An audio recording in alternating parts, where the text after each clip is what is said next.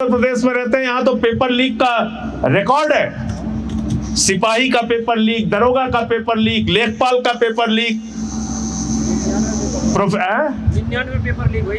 पूरे हिंदुस्तान में 93 paper leak हुए हैं। कि तो हम लोगों को किसी लायक नहीं समझते, खास तौर से यूपी वालों को तो बिल्कुल लायक नहीं समझते। एक सभा में गए, आप हरियाणा से हो, सुनिए क्या कहते हैं हमारे प्रधानमंत्री। कहने लगे हाँ भैया यूपी के नौजवान हो। बोले हाँ साहब।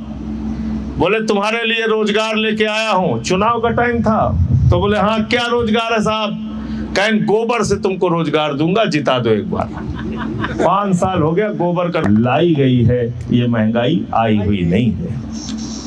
ये संकट हमने प्रायोजित किया है देश के साथ, और आज हमारे किसी भी मुद्दे पे सरकार ध्यान नहीं देती। बिल्कुल ठीक कहा सोमेन ढाका जी ने, सिर्फ आपको हिंदू मुसलमान जाति धर्म इस राजनीति में फंसा रखा है। 22 लाख बच्चों का पेपर लीक हो गया नीट, और हम तो जिस उत्तर प्रदेश में रहते हैं यहाँ तो पेपर लीक का रिकॉर्ड है। सिपाही का पेपर लीक, दरोगा का पेपर लीक, लेखपाल का पेपर लीक, 99 पेपर लीक हुई। पूरे हिंदुस्तान में 93 पेपर लीक हुए हैं। 93 पेपर लीक।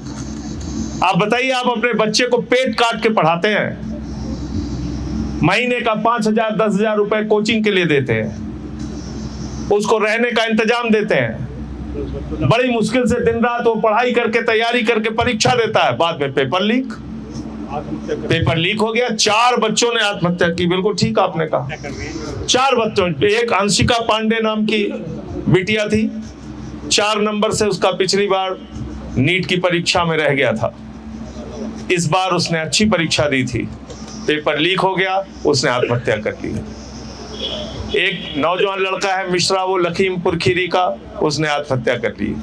एक लड़का है गोवा का, उसने आत्महत्या कर ली। एक और ने आत्महत्या कर ली।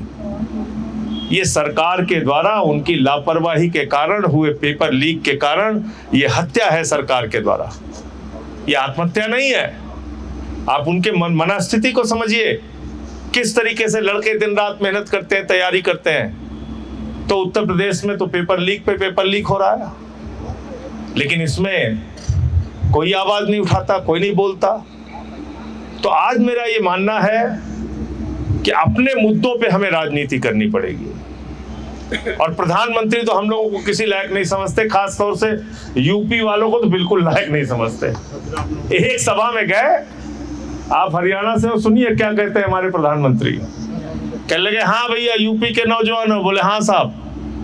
बोले तुम्हारे लिए रोजगार लेके आया हूँ, चुनाव का टाइम था। तो बोले हाँ क्या रोजगार है साहब। कहें गोबर से तुमको रोजगार दूंगा, जिता दो एक बार।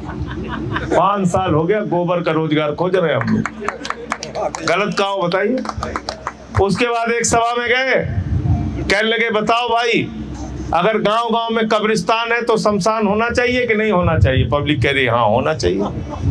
प्रधानमंत्री की प्राथमिकता स्कूल बनाने की नहीं, अस्पताल बनाने की नहीं, गांव की सड़कें बनाने की नहीं, पीने का साफ पानी देने की नहीं, पर्यावरण की सुरक्षा की नहीं। प्रधानमंत्री की प्राथमिकता अगर शमशान बनाने की और गोबर से रोजगार देने की होगी तो देश कहां जाएगा, हम आप इसका मूल्यांकन कर सकते हैं। आज 4 साल की नौकरी कर दी सेना में। हमारे घरों के भी बहुत सारे लोग सेना के अंदर अपनी सेवाएं दे चुके हैं, रिटायर्ड फौजी हैं। ये किस प्रकार का आपने काम किया। आपके पास अडानी अंबानी दुनिया भर के लोगों के लिए पैसा है। 17 लाख करोड़ रुपए आपने चंद पूंजीपतियों का माफ कर दिया। भारत की सेना के लिए पैसा नहीं है आपके पास। आपने 4 साल की अग्निवीर योजना लागू कर दी। तो मैं समझता हूं ऐसे तमाम मुद्दे हैं, उन मुद्दों पे हमको एकजुट होना पड़ेगा। और जब आप मुद्दों पे बात करेंगे तो मैं समझता हूं कोई भी सरकार हो, चाहे हमारी सरकार हो, चाहे भाजपा की हो या समाजवादी, किसी भी पार्टी की सरकार है, अगर जिस दिन मुद्दों पे राजनीति हिंदुस्तान में होने लगेगी, नेता कोई भी हो उसको आपके हिसाब से चलना पड़ेगा, तब आप सही रूप में मालिक बनेंगे। अभी तो ये लोग हमको गुलाम समझते हैं। मालिक तो सही आप बनेंगे तब जब आपके हिसाब से सरकारें काम करें, और वो करेंगी तब जब आप अपने मुद्दों पे ध्यान देंगे।